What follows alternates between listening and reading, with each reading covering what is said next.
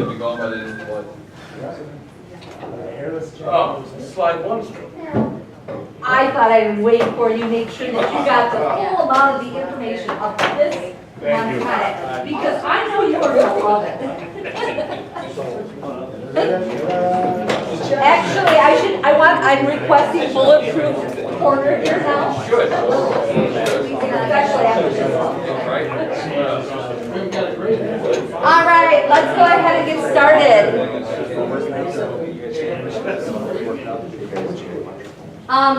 You guys have your sign in, right? Yeah.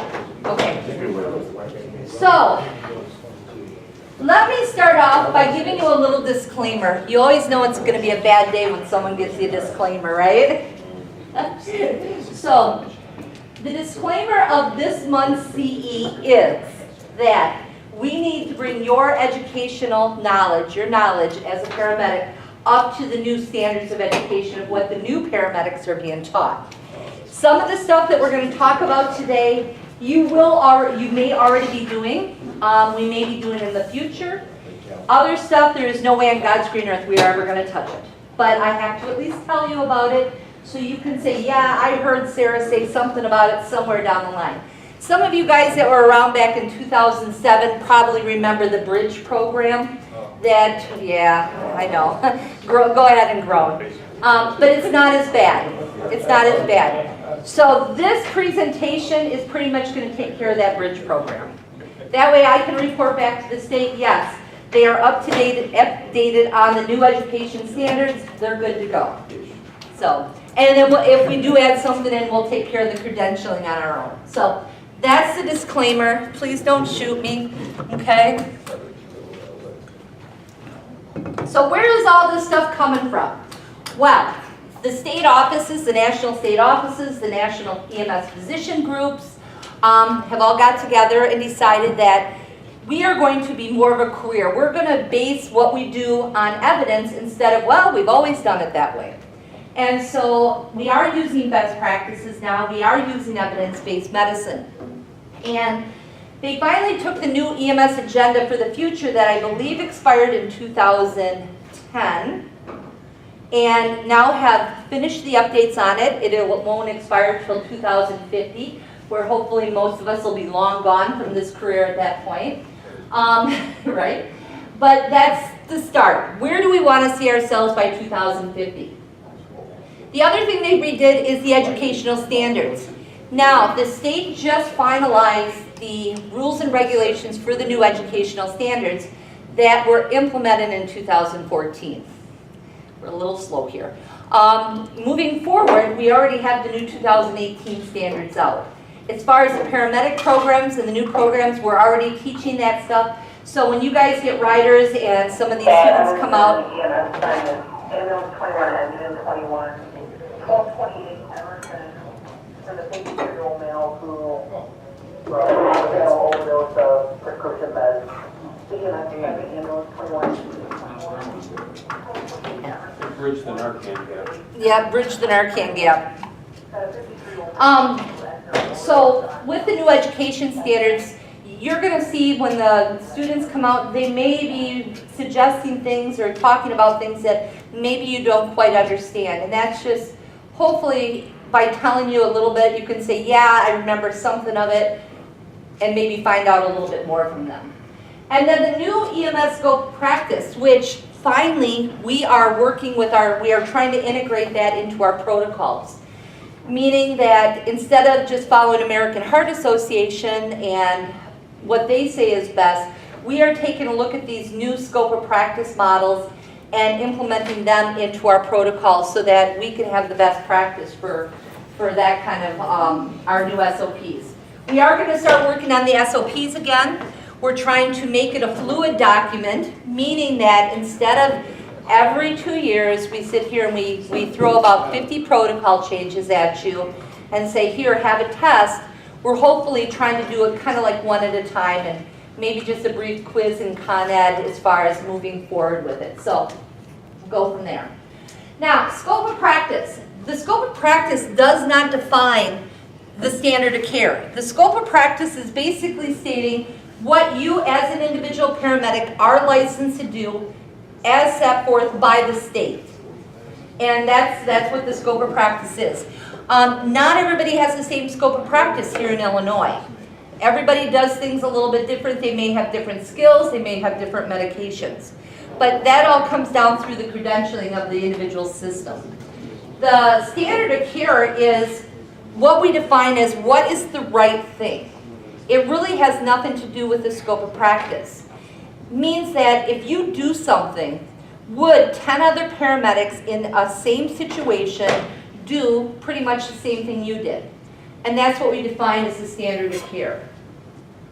So currently right now, we are going through and we are educating paramedics, EMTs, paramedics to the new national standards of education.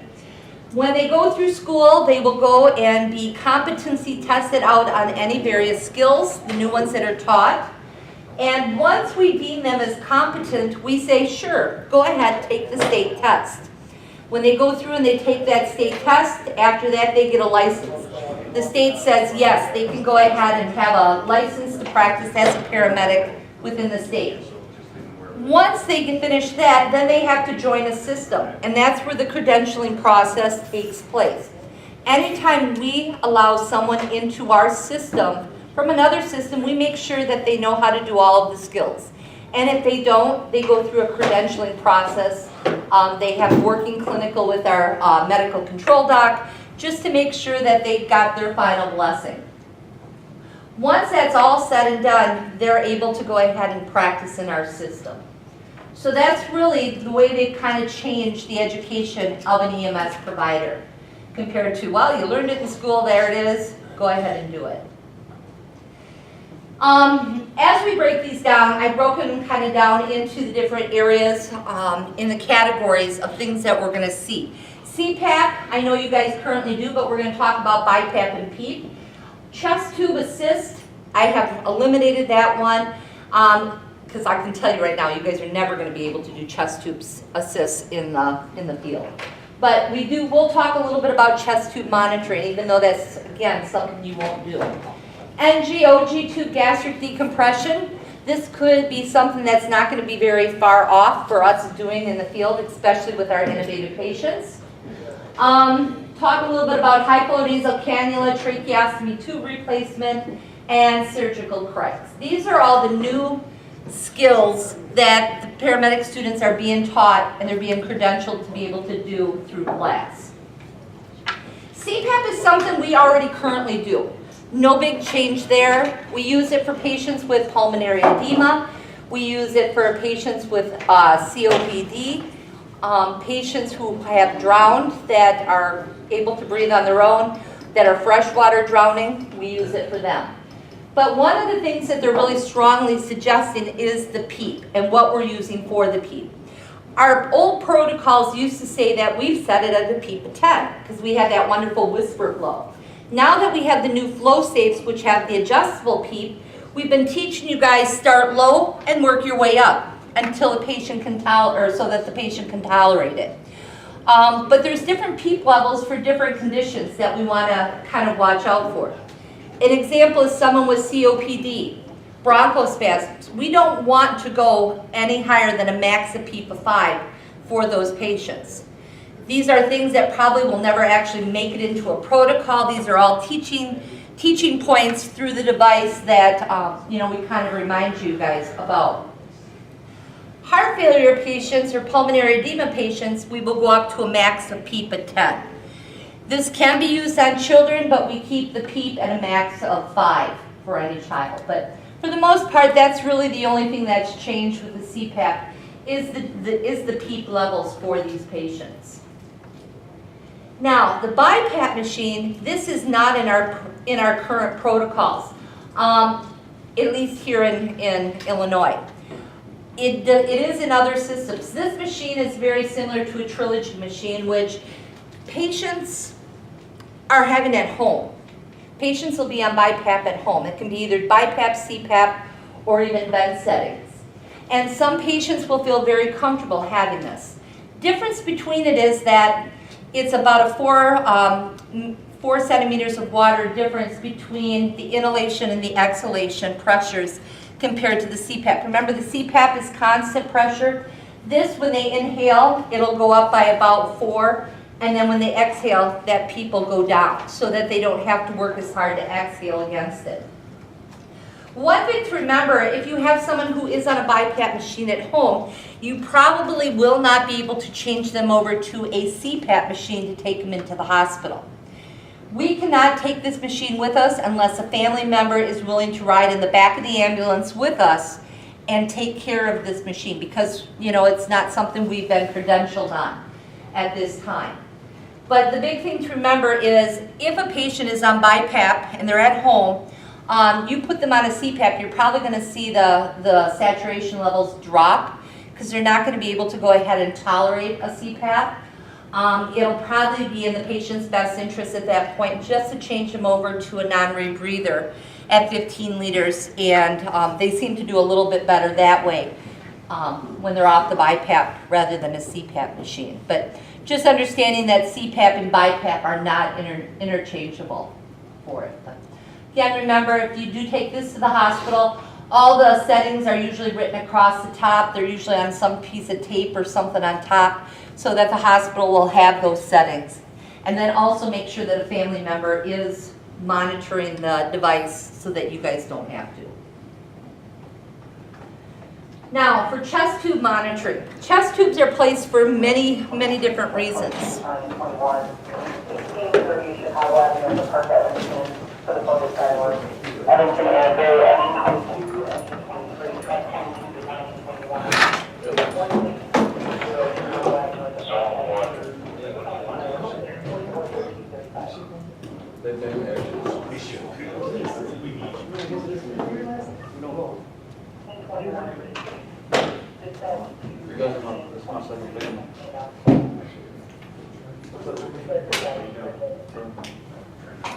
Good? Sorry, you got stuck saying. Chest tubes are placed for various reasons. One, hemothorax, pneumothorax are more the common. Could also be due to the empyema or the infection, mucus, pus that's in that pleural space for the patient. They will usually place the chest tube in the 5th intercostal space, mid-axillary, or in that general area for the patient. As you can see here, depending on what size, it's a regular tube that's placed. They'll go ahead and stitch the tube in place so that it can't be pulled out. But if you are monitoring a chest tube for some type of transfer for whatever reason, we use what we call the dry back set. And you'll have the chest tube here will come into this port, and then this main area is our collection chamber. It's really important to start off with when you're getting ready to transport a patient with this chest tube set up that you know exactly how much fluid has already been removed from the body. And then what it is when you guys go ahead and drop the patient off. Ideally, we don't want to see more than 250 cc's an hour, but depending on how bad the patient's bleeding, that can definitely go ahead and change. This also, a lot of times, is hooked up to suction, which the suction tubing comes up on this other area here. And it's usually at a very low rate of suction. Now, with this, the device has to be below the patient's chest. It has little hooks. It can hang right on the side of the cot, which hangs below. It's got a little stand on the bottom, but the big thing is to remember you don't want it to tip over. The other thing we look at to see is if there's any air leaks. Down in this corner area here, you will see what we call titling. Means that the little ball goes up and down in that area when they inhale and when they exhale.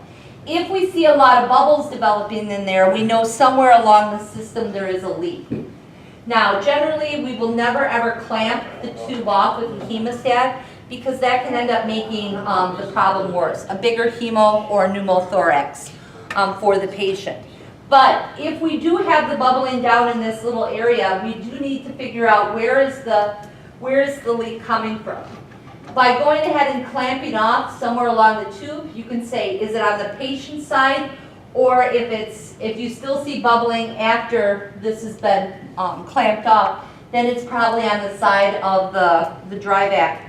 and we have to figure out where the leak is and either repair it or clamp it off totally, depending on the situation.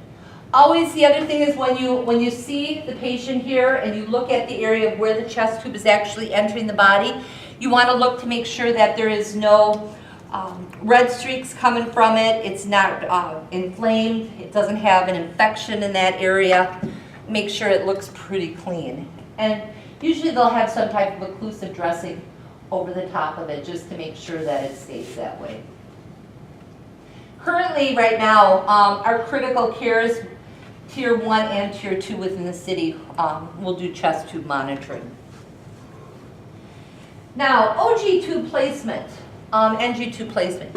We currently gave you guys NG tubes to put into place when you use the new King tubes.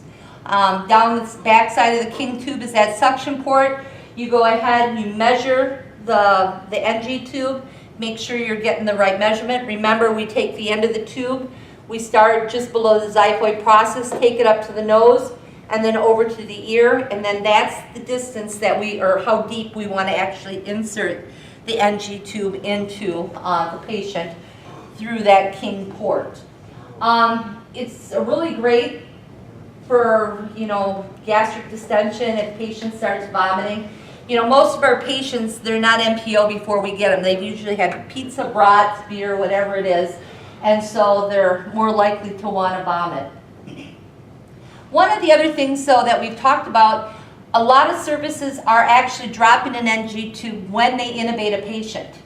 Usually before we intubate, we've been ventilating the patient with a vague valve mask, and that no matter how good you are, a lot of times you end up with some gastric distension. And this is a way to help prevent it or decompress the stomach, or if there's any vomitus that's coming up that stomach. We talked to Dr. Yee about this, and he's not against it. He actually says, why are we not doing it currently? If that's the case, with our new protocol revisions, it might be something that we can go ahead and discuss and be able to do. We'll just have to get you some different syringes, to make sure that you can assess that it is in the right spot. But yeah, absolutely, I think this is something we'll probably see here soon within our new protocols. High flow nasal cannulas. Now there's two different types of high flow nasal cannulas. One is a specific device for high flow. They set their liters per minute at 25, and it's got some corrugated tubing. It comes across the nose. We see this a lot of times with interfacility transports, but it's mainly to do oxygen washout in the back of the nasal pharynx and the oral pharynx. It prevents rebreathing of CO2. It does allow for higher oxygen concentrations in the body, and a lot of that can be achieved even through the mucosal membranes. It allows for an oxygen reserve, and we don't see oxygen sats usually drop as quickly when patients are being transported. The problem with this device here in our ambulances is that you have to have humidified and a heating type of device for that oxygen. Dry oxygen at 25 liters is enough to blow out someone's nasal passages. So not something we're really looking at without this special warming and humidifying device. But we are seeing this more. People are being on it at home. And you may end up running into it. I think that's probably where you'd run into it most commonly. Now, this is already in our protocols, the tracheostomy tube replacement. Most of you guys say, there's no way, no how. A lot of different things when you have a patient who has a tracheostomy tube with a stoma in this plate, as set right there. Now, if you have a patient with difficulty breathing and they've got the tracheostomy tube, a lot of different things can be causing it. Big one is usually a mucus plug that gets stuck right on the edge here at the bottom, and they're not able to go ahead and breathe effectively. Some of the time it can be that the mucus is kind of crusty and hard, and it needs to be softened up, it needs to be suctioned out. What do we do with these patients? Well, first of all, family members should be well trained on how to manage the trach. but sometimes they're not, or sometimes there's other people there that are not familiar with this. To start with, if a patient has the trach tube in place and they're having extreme difficulty breathing, the best thing to do is pull out this inner cannula. So this is the device. It comes into really 2 to 3 separate pieces. This outer cannula is what's in here. This inner cannula goes right into the main stem, and that's actually the end is the connector where you can hook up a bag valve mask to. Pull out that inner cannula and see if you can't suction maybe a mucus plug out of there. Some of the other things, if you can't pass it, you can actually put the nasal or the inner cannula back in, try and ventilate and blow down the mucus plug away from the edge of this, where they can go ahead and cough it up later, or may have it reabsorb back into the body. Yeah, I know, nice. If that doesn't happen, a lot of these people that have these trach care should have trach care kits. It comes with sterile water, syringes, gauze, a little cleaning brush. Go ahead and pull out the inner cannula. Take your syringe and draw up about 3 mLs of saline or sterile water and drip it down that trach tube. Have the patient, I will tell you right now, the patient's going to cough. So face shields, sometimes gowns is a good protection from that because this stuff flies all over. By loosening up the secretions or moistening them up, you can a lot of times suction them and it makes it a little bit easier. Other things, why the inner cannula is out, you can use the brush and you can use the hydrogen peroxide that comes with it and kind of try and clean out the chamber to see if there's anything in there. Get any crusties off. I don't know how else to make it any better, but any hard mucus off of there, and then go ahead and put it back into place and see if that doesn't help. So the whole time you got that out of there, every pass every month? Yeah, Okay. absolutely. Most people will breathe through their own with this with no problem. Now if it comes down to you get there and maybe the patient has coughed this out or pulled it out or they can't actually put it back in themselves, which does happen. This is where we need, they have boxes, and for adults they're usually red or a dark blue, but it's going to come with this obturator. This obturator will fit right into this outer cannula, and it kind of makes the rounded edge on the bottom. So when you're putting it back into place, it'll glide over the top of the tracheal rings and it won't catch them and possibly do any damage. So as you're putting this in place, the obturator makes this edge rounded and then it'll slide right down versus catch on those rings and then have any issues. Once it's in place, pull the obturator back out, they'll be able to breathe through that. And then blow up the pilot balloon. When you blow it up, you always want to be able to put one of the patient's pinkies right underneath the cuff in between that and the neck to make sure it's not so tight for the patient. But that is if you need to replace it. The other thing, if you're replacing this, I've noticed a couple times with nursing homes, they'll have it and they're like, oh, they can't get it back in and they're trying to jam. First, don't jam anything.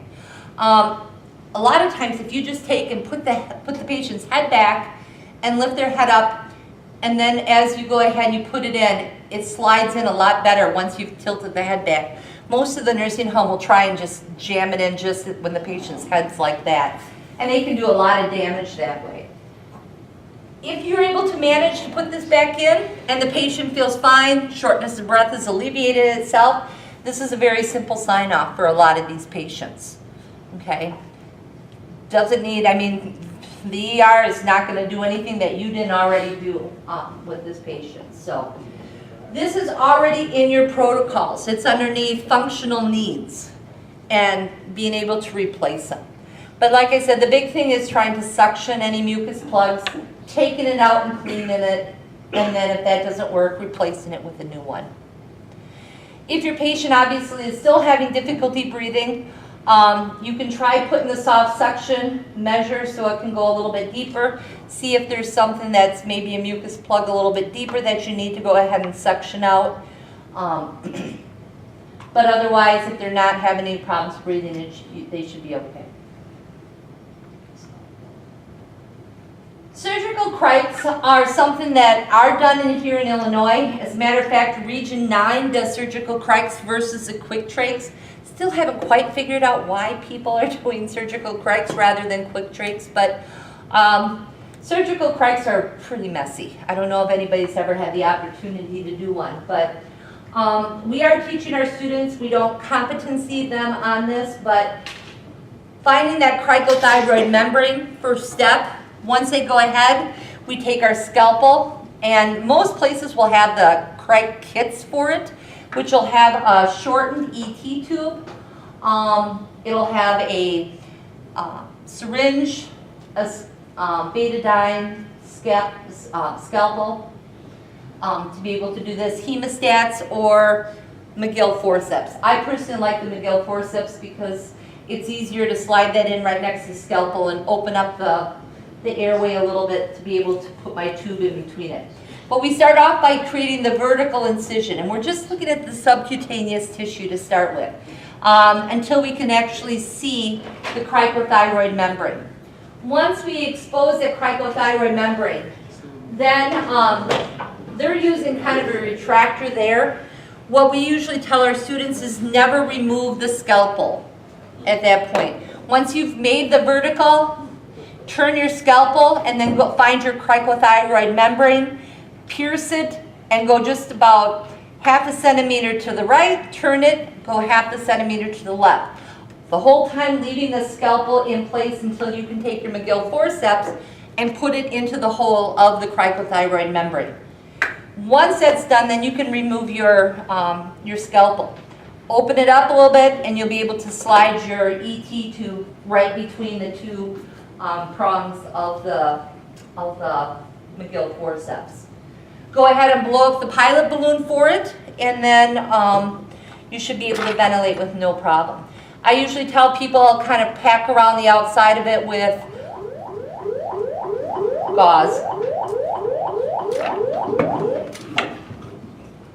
This is service detail engine 22, number 3 Monroe for the list. This is the service detail engine 22, 303 Monroe for the list. This is provision 711351. Yeah, so I'll tell people pack around the outside of it with gauze. There is going to be some bleeding, obviously, because you've used the scalpel. With our quick trachs, has anybody here done the quick trachs since you guys have gotten them or used one? And no? Just a reminder with the quick trachs, they don't slide in that cricothyroid membrane like butter. So many people are like, it was really hard to put it in, and it's like, it does take a little oomph to pierce through that cricothyroid membrane and push the big needle through a little bit till the point where you can start sliding it off. A lot of people expect it to be a lot easier, and it's really not that much easier. It's just a lot less blood that you have to deal with compared to using the surgical crike. A lot of hospitals actually in the OR, they're switching to the quick trach versus surgical crikes because of the fact that they're a lot better and easier to go ahead and do. And a lot of the surgeons like them in comparison. One other thing too, I forgot to mention on the trach. If a patient doesn't have their own trachs, they're out of them, they're gone, whatever, you can go ahead and take one of your regular ET tubes. About a 6, maybe a 6.5. What I tell people to do is right above where the pilot balloon kind of comes off, about an inch above, take your trauma shears and cut, and then pull off the top of the connector, and then put it in the one that you've just cut. And kind of it shortens it up so it's not flopping around so bad. But bottom line, if they don't have any trach tubes, you can always go ahead and use an ET tube. And even if you feel more comfortable putting that in place rather than the actual tracheostomy tubes, that's perfectly acceptable. Now, if you do that, then they have to go to the hospital so that they can actually have the regular trach kits put back into place. All right, cardiovascular, circulation-wise, we're going to talk about hemorrhage control, TXA, MAP readings. I did remove transvenous venous cardiac pacing, and bisequential or dual defibrillation for some of the patients. So recently, we have now approved you as providers to be able to use hemostatic gauze, combat gauze being one of them. For some reason, our trauma docs did not want any hemostatic agents being used, and no one could really understand why. Well, we had a couple paramedics come in to one of our meetings, and in front of all the trauma docs, they did a presentation about the combat gauze. The docs looked at it, it was acceptable, and so now they are definitely okay with you guys using it. It is not something that we at St. Francis are going to be replacing, but if you guys want to put them in your active shooter bags, have them on your ambulance, that's fine. You are more than welcome to do so. I'm right now in the process of putting together a list of things that we supply, things that are approved for you guys to use, and then someone wanted something that, the things that we're looking at to approve for you guys to use. I'll show you a video here for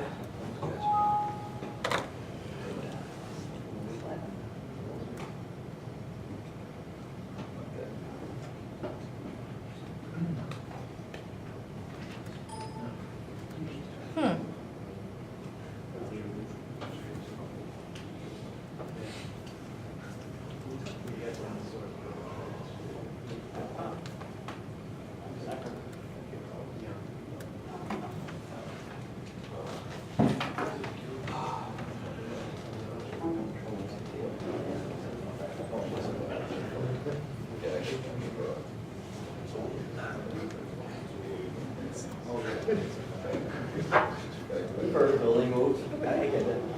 Or shift in the street. Like somebody hiring his guys out the shores and then they take out the beam. Oh, yeah. I don't know, why they didn't just cantilever the thing 20 feet in case you showed up, right? You're not roasted. Really rough. Like you said, dude, had you known what was gonna happen the next day,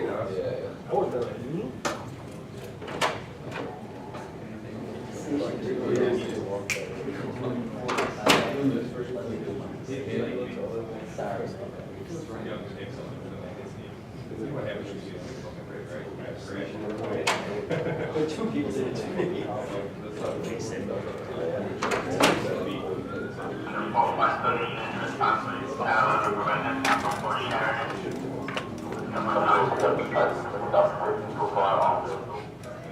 Once life-threatening hemorrhage has been identified, immediately expose the wound and visualize the bleeding.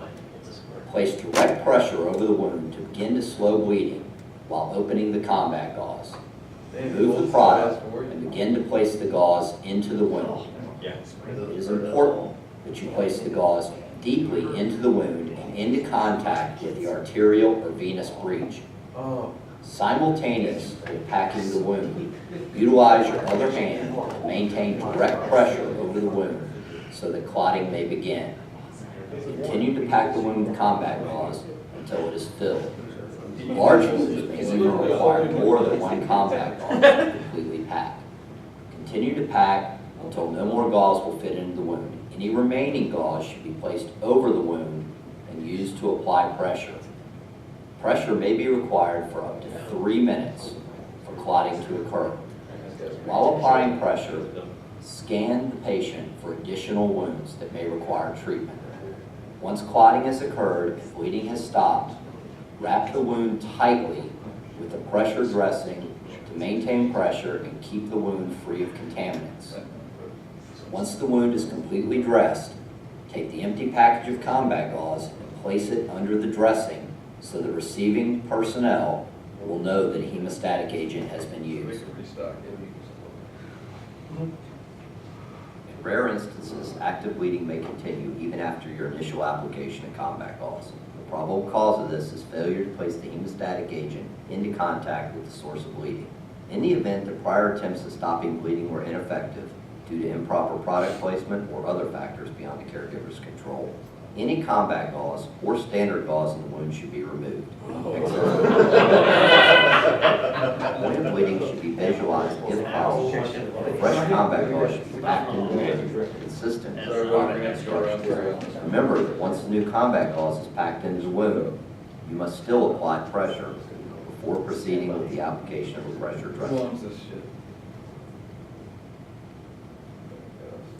So, you guys, were given actually some samples of the combat gauze for training, and, I don't know really honestly what your department is deciding. That's completely up to you guys here as a department. But we can now pack wounds. That was a big thing. I'm not packing wounds. We haven't been trained to pack wounds. Actually, we're teaching EMT basics to pack wounds. Whether it's in the abdominal area, like that, the thigh, anything that's a puncture wound, it is. You have to take the clean. If you don't have combat gauze, regular Kerlix, you can go ahead and start putting right into that wound. Hopefully it'll go up against the bleeder, put a little bit of pressure on it, and start assisting in the clotting process in that area. So, yeah, if you do, make sure you are letting the hospital staff know that the wound has been packed with gauze or combat gauze if you're using some hemostatic agent. The other things with the hemostatic agents are really nice. They're using for patients who have had lacerations, where it's sometimes hard to always apply direct pressure. They'll go ahead and put that on and then wrap a pressure bandage around the top of it. Just like though with regular bleeding, you have to still apply direct pressure for about 3 minutes with the hemostatic agents. That hasn't changed. With the bleeding control, they've taken out elevation and pressure points. We are not doing that anymore. We go ahead and we put direct pressure on the wound, 3 to 5 minutes. If that doesn't start, then the next thing is the tourniquet or packing the wound. And that's how we go ahead and manage any hemorrhage control for our patients. So. With that video, the only issue I have with it, you're packing into the wound. Absolutely. Before you're turning that patient. So, for example, is the plan that if I pack, hopefully I come in contact with the artery and quick clot and stops it right there before I flip that patient to make sure it's not a through with blood. Yeah, and in all reality, obviously, you are going to do probably a lot better assessment. I mean, if you've got a patient and it's spurting, the first thing someone's going to do is going to go put pressure on it. They're going to look to see on the other side, did the bullet go through and through, if that's what kind of injury it is. Absolutely. Obviously, if it went through, no, tread it like dental floss. No, I'm just kidding. But, did you? Does this apply to the abdominal cavity too? Mm-hmm. Absolutely. You've got a good stab wound or big open puncture wound. Take your regular cling and start stuffing it in there. Yep, absolutely. I know, this is kind of something new that, you know, you guys were always told never do that. And now they found through evidence really it's about probably the best way to stop bleeding, because putting pressure on the abdominal is not going to stop the bleeder. You've got to get deep down inside, get something pushing up against it so that you can go ahead and stop the bleeding. So, absolutely. We gave you guys, I know the region gave, I don't remember how many we gave to Evanston, but we gave you go bags or active shooter bags, I think they were. I don't remember, I knew they had like the Alaris and the Israeli bandages. I can't remember if there was combat gauze in it or not. What's that?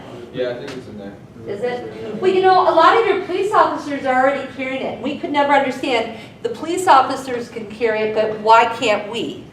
So, like I said, these firefighters, they went ahead and did a presentation to the trauma docs. I think the trauma docs thought it was the old-fashioned powder that created a lot of heat, did a lot of damage, took a lot to clean it out.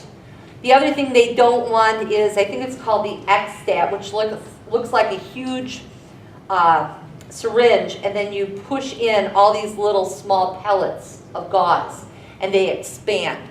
And they don't want that either, because they don't want to have to sit there and start fishing out these little pellets. Back in 2014, maybe it was even sooner than that, 13, Region 10 did go ahead and prove the Quick Clot 4x4s.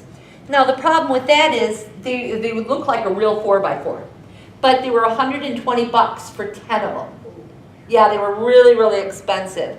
And we're like, one of those 4x4s is not gonna do anything for stopping any major bleeding, so. Are you just resting. comfortable? Okay, Scratching his head. so. Holes there. Yeah, it is. Position of comfort. That works. So, TXA, we are actually going to be talking next week in our coordinators meeting with the protocol change about giving you guys TXA for bleeding. And we haven't quite decided. TXA, military's been using it for years. It's really good. It's really cheap, which makes everybody a lot happier.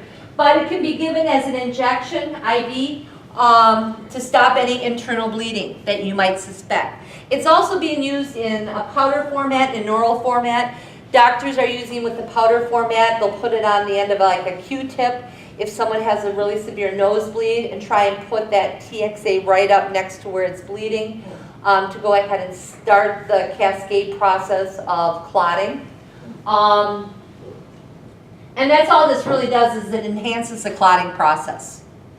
But we are really looking into it. Dr. French actually, you know, he's up at Condell right now, and he has been bringing this one to the region, saying, why are we not doing this? I guess Condell's been seeing some pretty nasty gunshots and some stab wounds, a lot of internal bleeding, and blunt force trauma that they could have used the TXA for, so.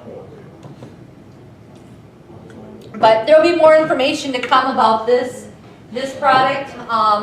Like I said, we probably I would say by the end of summer, we'll have this up and running. Well, I should say, maybe by the end of the year, knowing our regions, so. We have been talking about the mean arterial pressures with you guys for quite a few years. This is really being enhanced and really being talked about in class. And using the mean arterial pressure rather than just blood pressures. Even though you need the blood pressure to get this. But to take a look and use this as how much fluid do we give our patients. The normal is 70 or 80, depending on what reference you use, to 100 mean arterial pressure. Where we get concerned is when we start seeing below that 65. When we see below 65, our end organs are not perfusing. The heart, the lungs, the liver, the kidneys. And so we have to do something to raise that back up so we can perfuse those organs. When we have MAP readings that are above 100, we get concerned because people are at more risk for stroke, more at risk for MIs. We see PEs and DVTs start to occur when we have too high of a MAP reading. Monitors can be adjusted so it will automatically show you or give you a MAP reading on your monitors if you want to. But this kind of goes into play of how much fluid do I give a patient? We know in trauma we're not doing 2 large bore IVs, run them wide open anymore. We're giving just enough fluid, if you're using the systolic blood pressure, to keep it maybe at about 85. We don't want it much higher than that because, one, we don't want to make the blood into Kool-Aid where it's not going to carry oxygen. We don't want to dilute the blood so much that it decreases the clotting factors within the blood. The other thing is when we start raising that pressure up, any clots that have just started forming can end up being forced off if the pressure gets a little bit too high. So the 3 reasons why we use permissive hypotension is that, and using the MAP reading is so that we don't cause any extra bleeding in our patients. But this is something that we really need to watch very closely when we've got patients who are suffering from hemorrhagic shock. IVs, fluid maintenance. Again, we are reminding to tell all of our students that there's only really 2, possibly 3 times that we start IVs on patients now. 1, our patient is hemodynamically unstable. 2, we need that route in order to give them medications. And those are the 2 main ones. That's actually what they're being tested on. I always throw in the 3rd that, you know what, this patient really has a high probability of becoming unstable. And I would just feel better by having that line in just in case. But not just in case because they've got a sore toe and maybe, you know, in the next 50 years I'll have to give them fentanyl. You know, that kind of just in case. But we really are not starting IVs on everybody. We've actually, most of the students, when you ask them what ALS care is, now they're talking more on the level of care that they're giving. You guys always used to spout out, O2 IV monitor. Not anymore. They're not getting the oxygen anymore. We're not putting a monitor and starting an IV every time we give a medication.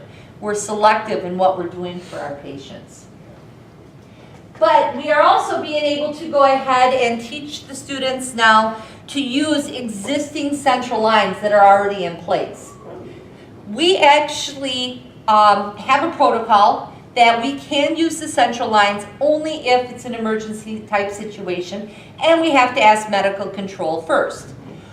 I'll be honest with you, based on our protocol, if I had a cancer victim who had been receiving chemo and I needed to start an IV, and I know it'd probably be difficult to start an IV on that patient, the risk of infection would be high, which she's probably got such, a decreased immune system as it is. I definitely would call medical control and ask to be able to use the central line instead of starting my own IV on her. Start to think about what does my patient really need. Our risk of infection with pre-hospital IVs is so high. And so anytime we can decrease that, it's going to be better suited for our patients. So, central lines, you're going to see them in various places. One, they can come off the subclavian just below the collarbone. You might see them coming out the side of the neck at the jugular access. PICC lines, we usually see at the AC level. And this is an implanted port. Usually up on the chest, you'll see a little bump, probably about the size of a $50. And it'll be raised about 1 centimeter off the skin. Those we cannot access pre-hospital because we don't have the proper needles. They actually need a Huber needle, which is a 90-degree needle, in order to access that. Those ports, they're not reservoirs. So if they go ahead, they have to actually infuse the medication right into that reservoir, or right into the IV. It's not something like they can fill it up and it can deliver the medicine later. But one thing you notice with all of these, the end of all of these catheters is sitting right at the top of the right atrium in that superior vena cava. And hence the reason why it's the central line. It's going right to the heart. Most of them will either have 2 piggy tails to them, or sometimes, I don't have one with 3, or 3 piggy tails. Now, when you call in and ask medical control, what you're going to want to ask them is, do you want me to use the distal, medial, or proximal port? They're going, okay. Have no idea what is what. But if you look either on the hub or on the tubing itself, it'll say distal, medial, or proximal. Where that correlates to is at the end of the catheter here, there's obviously the hole at the end, and that's the proximal.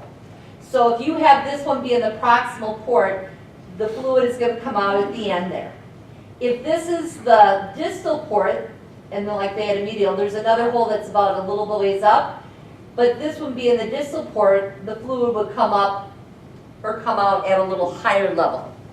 This is important to know, mainly for hospitals, so that when they're giving medications to a patient, they don't intermix with other medications, or if they're drawing blood, they make sure that they're getting a clean sample versus something that's tainted with a medication or saline. So how am I going to access these ports? Most of them have the Luer locks right on top, but this is all filled with heparin, or been flushed with heparin. So what you need to do is you need to get a 10 cc syringe. Make sure you have your alcohol. Start off by making sure you clamp the piggyback or the piggy line there, just because otherwise you're going to have blood. When you open up take the cap off, you want to make sure you clean that site really good with the alcohol. Attach your syringe, and then you can unclamp it and draw off about 5 to 10 cc's of blood. That's going to help clear any of the heparin that's in there, or if there's any clots, it's going to pull them out. I will then go ahead and hook up a saline flush, and then once I've drawn off the heparin and disposed of that, I will go ahead and wash the end off again with an alcohol prep and then flush that line with the 10 cc's or 20 cc's, whatever size flush you guys have. Then you can actually clamp it back up, put your medication syringe onto it, unclamp it, and give the medication through that port. You can hook up your saline with your IV tubing right to that port. But every time you change, make sure you're using your alcohol wipe to wipe the end off and keep it as sterile as possible. But it's, you know, a good way to access without having to increase the risk of infection for the patient or cause them any undue pain for them. Some of the other things, believe it or not, we're almost done here. Some of the other things we're going to talk about, point of care testing, the eye irrigation. Wait a minute.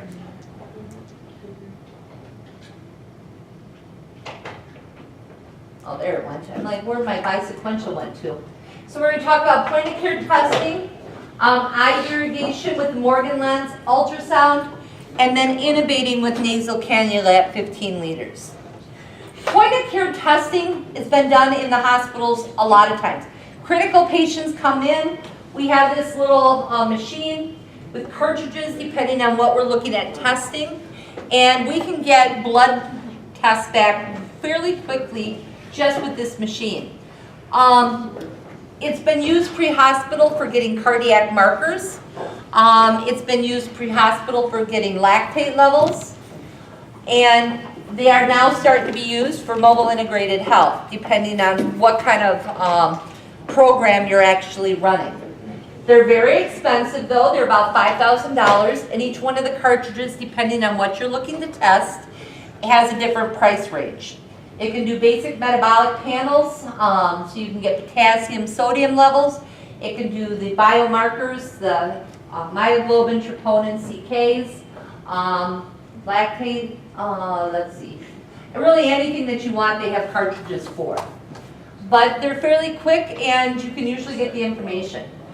I know that in Region 10, Lake Villa actually did back in early 2000s, 2005 I think it was, they actually did a pilot program with the point of care testing. So that was fairly interesting. I don't know, it just kind of fell off the face of the earth after that. But there is a point for it pre-hospital, not here. You guys are too close.